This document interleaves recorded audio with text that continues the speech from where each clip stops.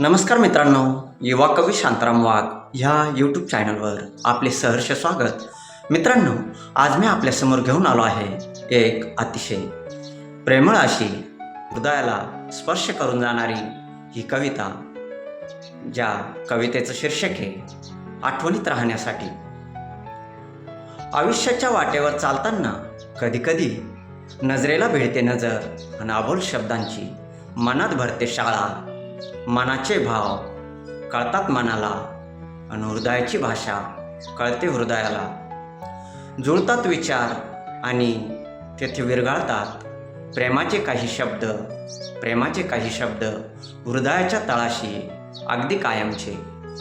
अगदी कायमचे मदतीला आणि संवादाला कायम तयार राहण्यासाठी, आयुष्यभरासाठी एकत्र येण्यासाठी अगदी कायमचे बारकोडसारखेच आठवणीत राहण्यासाठी भेट क्षणांची पण